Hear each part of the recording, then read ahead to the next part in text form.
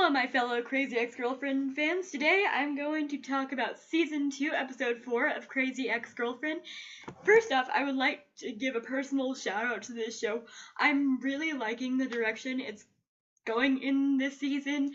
I personally love this season more than I ever loved the second season.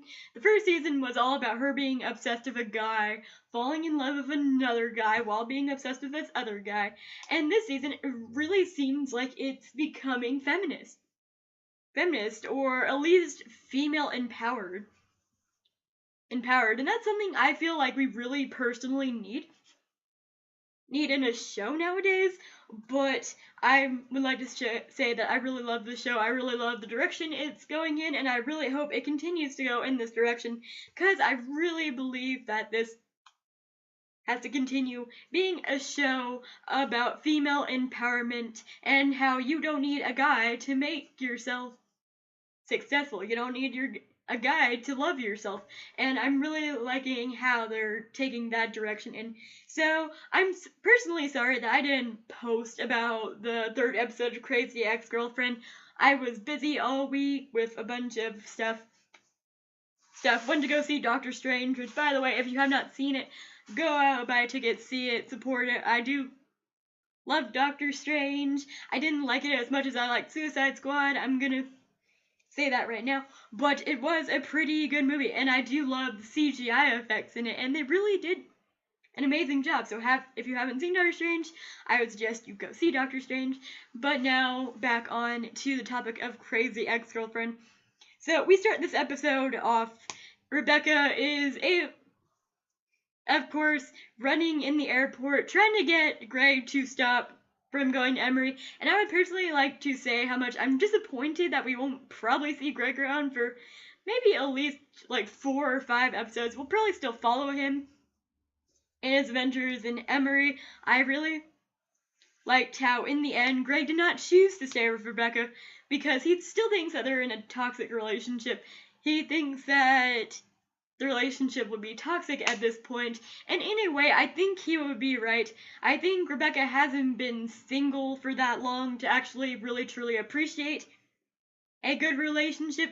Maybe someday they'll find their way back to each other, but for right now, I think I want them to stay separated for a while so Rebecca could see the woman she is without Greg and Josh, and how liberating it could be if she just decided to actually focus on herself for a while. And I really want them to address that, and I really want them to make that a thing of this season. So of course, Greg goes to Emory after this song about how toxic him and Rebecca's relationship has been. And that just breaks my heart. I love Santiago's acting and singing in this show, and I'm gonna be really sad to see him go. But, life goes on. So, Rebecca, trying to find a way to get Josh and Greg out of her head, because they have now manifested as, not dream ghosts, but I can't remember what Greg referred to them as. I don't know. If you remember, comment down below. So they're all saying how they both screwed her and other stuff, both singing about it. And then finally Rebecca has had enough and says, hey, there is actually one way I could make you guys disappear. And she decides to burn her apartment down, which we'll touch base on, because this episode really had a lack of logic to it closer then. So she decides to try and burn her house down. And then finally she decides that's not a good idea. She calls 911. It turns out, and then she goes to Heather, which I'm glad of, because we have not really seen a lot of Heather in this season. We've actually not seen a lot of other people besides Josh and Greg and Rebecca this season, and I'm really glad they're going to start pulling in more of the characters for the season, because there is a special appearance in the last part of the episode, and I'm so glad that she actually made an appearance, because I was getting worried that they weren't going to include her this season, and I'm glad they are. So, back to the storyline. So, we have Rebecca, who burned down her house, went to go see Heather's go stay with Heather, and it turns out that Heather still lives with her parents. And her parents, I have to admit, are hilarious. Encourage Rebecca to try new things. She could quit them if she wants to, but she at least has to try. Rebecca goes to work after an embarrassing YouTube video with her 911 phone call to the police. She's looking for something to inspire her, and then she finds this feminist pageant called Miss Douche, and I really laughed at that one. I thought that was really funny. So she decides that she's gonna compete in the Miss Douche pageant and totally make herself over for this pageant because she notices that she's not getting as many clicks as she needs to win this competition. So what she does is she bleaches her hair blonde, which, by the way, Rebecca as a blonde actually looks pretty good. She could pull off blonde more than other people can. I know I definitely can't pull off blonde, but she definitely can. And I kind of liked her new look, but at the same time, I knew it just wasn't her. Personally. They had a small snippet of Josh in there saying that he just thought it was a Halloween costume or something weird that she was doing, and she's like, no, this is me now. And I'm like, how little respect Josh has for women in this day and age is really repulsive to me, honestly. But this isn't about an episode about Josh or Greg. This is mainly solely based off Rebecca and Paula, which I really liked. So while Rebecca is in this competition, we also deal with Paula and her pregnancy and law school debate. And Paula decides that she's gonna drop out of law school so they could raise the baby together. Her husband says that they have options. Bringing in the topic of abortion into this world, I personally do not personally agree with abortion. I could understand other people's stories, but I personally would not do it. But this isn't about my views on the subject. This is about what the storyline is.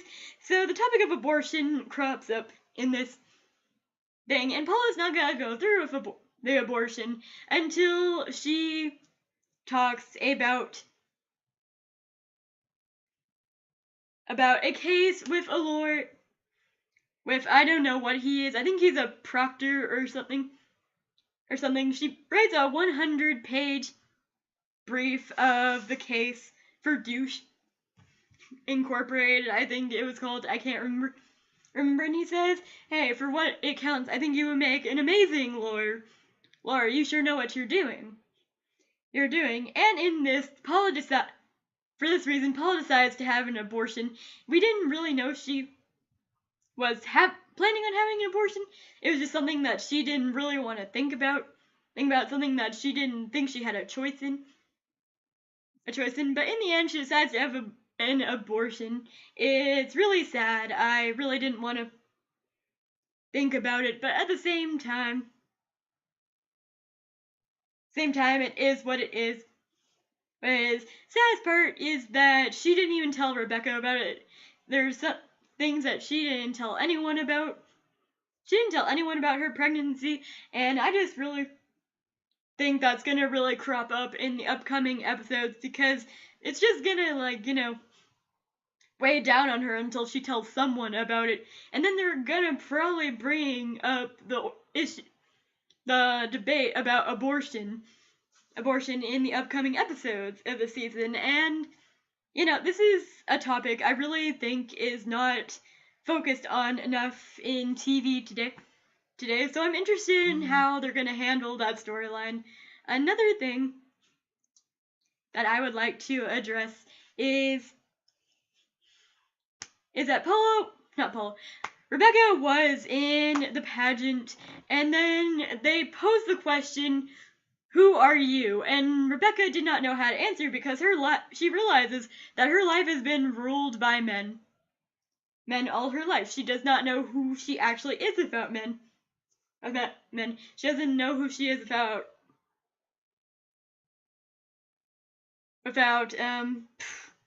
Josh. She doesn't know who she is without Greg. She goes back to her house, which after, she dyes her hair back to brown, which I was relieved on. She goes back to her house, and I expected it to be at least a little bit burned or show the damage that she did to her house, but it's still perfectly still, and I'm just over here going like, okay, maybe they should, at least add a little bit of burn marks or something to that, just something to make it look like it was burned down to the ground somewhere along the way before they got to it, but it wasn't. But I do love the conversation, because instead of seeing both Josh and Greg's ghost, she only sees Greg's, and that really shows me that she really did care about Greg. And when even though he is just a ghost, and him just begging him to stay with him and let him stay, really got to me. Her telling him telling her that he loved her and other stuff, that got to me too. And then him saying, "Are you sure you want to do this?" And her just closing her eyes and him disappearing just killed me a little bit. So, another aspect of this episode, which I was really excited about, was the ending of the episode. So, a thing I forgot to mention is that Heather actually won Miss Douche Pageant via being in the audience, which I thought was funny. Personally. So she was granted $10 million for the pageant, and I laughed because now she wants Rebecca as a roommate because she thinks she could be a good influence on Rebecca. So here is Heather and Rebecca out at lunch celebrating this fact, and then they happen to come across the one girl I've been wondering all season, Valencia. So Valencia is back. We find out that she has been eating more carbs. She hasn't been herself since the breakup with Josh, probably. And next week, it looks like we're gonna see a episode that has Valencia, Rebecca, and Heather. It also looks like there are small snippets of Josh in there, but I hope he's not the main focus of the episode like he's been the whole entire last season. And I really hope it continues to be a show that shows that you don't need a man to be happy. I really hope it goes that direction, because I feel like that should be a message to girls everywhere that are growing up and think they need a man to be happy, because I probably think they don't. All you really need is acceptance in yourself. And that's all I really have to say about it. I will see you guys next week for my next Crazy Ex-Girlfriend review, and I hope you have a nice day.